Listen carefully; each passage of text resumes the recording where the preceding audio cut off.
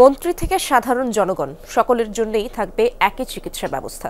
আধুনিক অ্যাম্বুলেন্স, প্রান্তিক জনগোষ্ঠীর গুণগত চিকিৎসা নিশ্চিত ও স্বাস্থ্যকর্মীদের ন্যায্য পারিশ্রমিকের প্রস্তাবনা জানিয়ে স্বাস্থ্য খাত সংস্কারে সুপারিশ করেছে জাতীয় নাগরিক কমিটি। সম্প্রতি কমিটির যুগ্ম আহ্বায়ক ডক্টর তাসনিম জারা বিষয়গুলো নিয়ে কথা বলেন যমুনা টেলিভিশনে।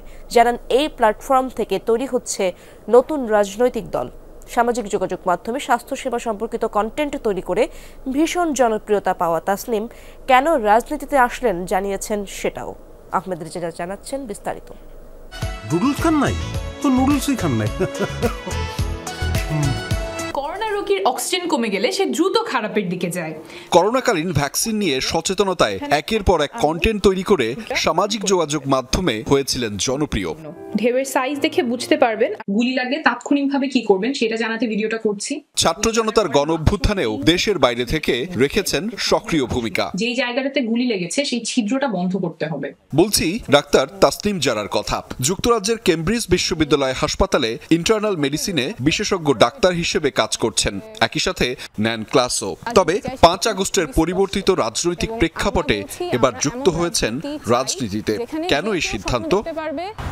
ডাক্তার হিসেবে আমি শুধুমাত্র আমার যে রোগীরা আছেন তাদের সেবাটা নিশ্চিত করতে পারবো, কিন্তু বাংলাদেশের সকল মানুষের সুস্বাস্থ্য চিকিৎসা সেবা নিশ্চিত করার জন্য রাজনৈতিক সদিচ্ছা প্রয়োজন। আমার স্বপ্ন হচ্ছে বাংলাদেশের মানুষ চিকিৎসা পাবে তার রোগ এবং প্রয়োজনীয়তার উপর ভিত্তি করে।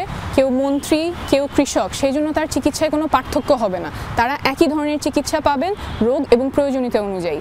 সম্প্রতি স্বাস্থ্য খাত সংস্কারে তার নেতৃত্বে বেশ কয়েকটি সুপারিশ তুলে ধরে জাতীয় নাগরিক কমিটি। প্রস্তাবনার সুপারিশগুলো কেন গুরুত্বপূর্ণ জানাচ্ছিলেন তাও। অ্যাম্বুলেন্সে আমাদের এখন যেমন হয় যে একটা পরিবহনের মতো, একটা ট্রান্সপোর্টের মতো আমরা ব্যবহার করি বেশিরভাগ ক্ষেত্রে, কিন্তু রোগী হাসপাতালে আসার আগেই কিন্তু সেই যদি দক্ষ প্যারামেডিক থাকে তারা সেখানেই ইসিজি করে কিছু লাইফ সেভিং ওষুধ চিকিৎসা সেখান থেকে শুরু করা সম্ভব। কালক্ষেপণের কারণে যাতে ডিসেবিলিটি, মর্টালিটি না বাড়ে সেজন্য আমরা একটা বিস্তারিত প্রপোজাল দিয়েছি। তারপরে আমরা আরেকটা জিনিসের উপর খুব গুরুত্ব দিয়েছি যে টেকনোলজি ব্যবহারের মাধ্যমে আমরা স্বাস্থ্য ব্যবস্থাটাকে কিভাবে কোঅর্ডিনেটেড করতে পারি। বাংলাদেশের প্রত্যেকটা মানুষের জন্য একটা ইলেকট্রনিক হেলথ রেকর্ড থাকবে, সেখানে তার জন্ম থেকে এখন পর্যন্ত যা যা তার শারীরিক সমস্যা হয়েছে, যা চিকিৎসা হয়েছে, যা টেস্ট হয়েছে সব কিছু এক জায়গায় থাকবে। আরেকটা জিনিস আমরা খুব গুরুত্ব দিয়েছি, যারা স্বাস্থ্যসেবা প্রদান করেন তাদের অধিকারটাও আমাদের নিশ্চিত করতে হবে।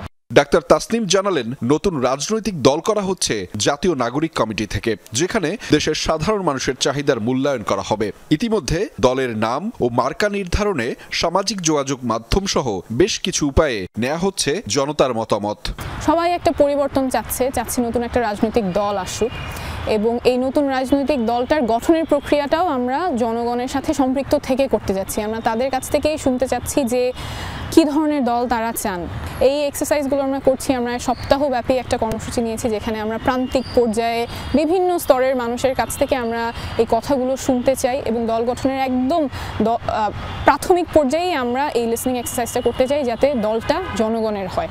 ডাক্তার তাসনিম বিশ্বাস করেন আগামীর বাংলাদেশ তরুণদের হাত ধরেই এগিয়ে যাবে, তবে সেই এগিয়ে যাওয়ার সমর্থন থাকতে হবে সব প্রজন্মের মানুষের। সবাই যাতে স্বপ্ন দেখতে পারেন আমরা বাংলাদেশের প্রধানমন্ত্রী হতে পারি, বাংলাদেশের নেতৃস্থানীয় পর্যায়ে যেতে পারি, এই পরিবর্তনটাই আমরা চাই। আহমেদ রেজা, যমুনা নিউজ, ঢাকা।